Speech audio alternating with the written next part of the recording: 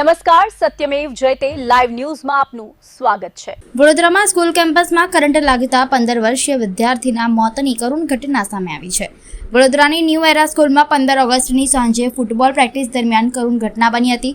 ધોરણ 11 સાયન્સમાં અભ્યાસ કરતા 15 વર્ષીય દેવ પ્રશાંતભાઈ શાહ ફૂટબોલ પ્રેક્ટિસ કરી રહ્યો હતો।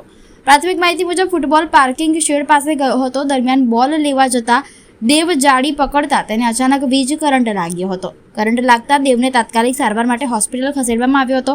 જો કે હોસ્પિટલમાં તબીબોએ રાત્રે 8:50 તેને મૃત જાહેર કર્યો હતો। ઘટનાની જાણ થતાં ફતેગંજ પોલીસે અકસ્માતે મોતનો ગુનો નોંધી તપાસ શરૂ કરી છે। સમગ્ર ઘટનાની ગંભીરતાને જોતા FSL, MGVCL અને ઇલેક્ટ્રિકલ ઇન્સ્પેક્ટરની ટીમે પણ સ્થળ પર પહોંચી તપાસ હાથ ધરી। વીજ કરંટ કયા કારણોસર લાગ્યો અને વીજ લીકેજ પાછળ સ્કૂલની આંતરિક વાયરિંગ જવાબદાર હતી કે અન્ય કોઈ બેદરકારી તે દિશામાં તપાસ કરવામાં આવી રહી છે। પોલીસે ઘટનાને લઈને અન્ય વિદ્યાર્થીઓ અને કોચના નિવેદનો પણ નોંધ્યા છે।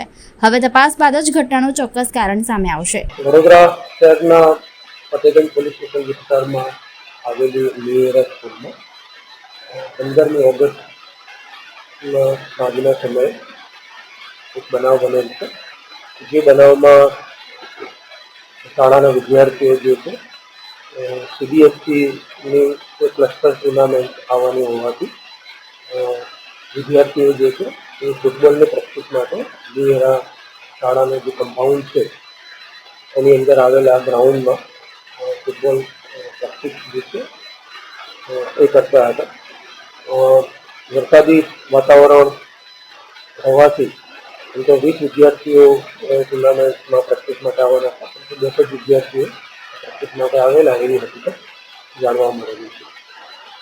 આ દરમિયાન એક વિદ્યાર્થી નામે દેવ પ્રશાંતભાઈ શાહ, ઉંમર વર્ષ 15, ધોરણ 11 સાયન્સમાં અભ્યાસ કરે છે। તેઓ દ્વારા ફૂટબોલ જે છે એ બાજુમાં આવેલા પાર્કિંગના શેડ જે બનાવેલો છે ત્યાં એ બોલ ગયો અને એ લેવા જતા અને કરંટ લાગ્યો છે આકસ્મિક રીતે, અને એ સંદર્ભે તાત્કાલિક એમને એમ્બ્યુલન્સમાં SSG લઈ જવામાં આવ્યો અને ત્યાંના ડૉક્ટર જે છે એને 20-50 વાગે ડેથ જાહેર કર્યો છે। જે સંદર્ભે ફતેગંજ પોલીસ સ્ટેશનમાં 35/2026 અકસ્માત મોત દાખલ કરી છે અને આ સંદર્ભની તપાસ જે છે એ ફતેગંજ પોલીસ સ્ટેશનના હાલ કરી છે। અત્યારે હાલ જે અમે 35/2026ની જે તપાસ કરી રહ્યા છે અલગ અલગ એંગલથી એમાં FSL એની વિઝિટ કરી છે।